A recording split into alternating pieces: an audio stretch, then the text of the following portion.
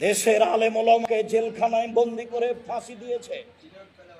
দেশের আলেম ওলামাকে জেলখানায় বন্দি করে আজীবন জেলে রেখেছে। আসসালামু আলাইকুম রহমতুল্লাহ। প্রিয় দর্শক, আশা করি সবাই ভালো আছেন। আল্লাহর অশেষ রহমতে আমিও ভালো আছি। আমরা সবাই এখন মুক্ত বাতাসে আলহামদুলিল্লাহ। তারই ধারাবাহিকতায় শেখ আব্দুর রাজ্জাক বিন ইউসুফ হাফিজাহুল্লাহ এই জালেম সরকার পতন হওয়ার পর, পদত্যাগ করার পর খুব অগ্নিঝরা একটি বক্তব্য দিয়েছেন। চলুন আজকে আপনাদেরকে সেটাই শোনাবো ইনশাল্লাহ।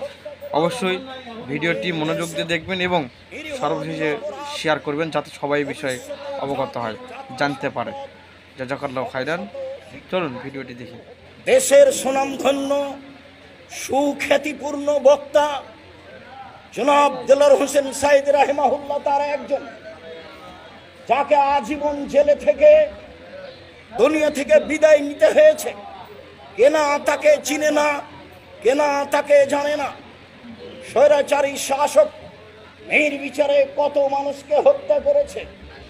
এই দেশের নিরীহ নিরপরাধ ভবিষ্যতে জাতির জাতীয় সম্পদ শত শত শিক্ষিত ছেলেকে হত্যা করেছে।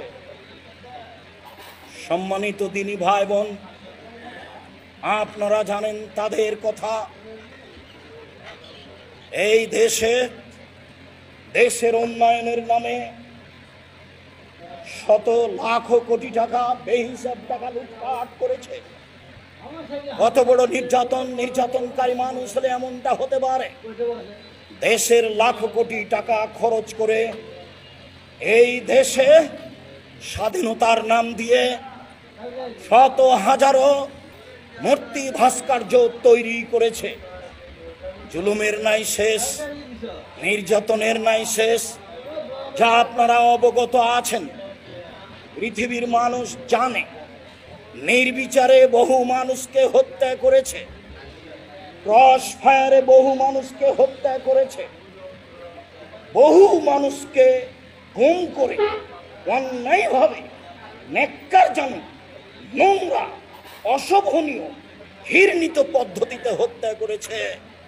সিলেটের বিত্তশালী সুনামধন্য এমপি ইলিয়াস তার অন্তর্ভুক্ত।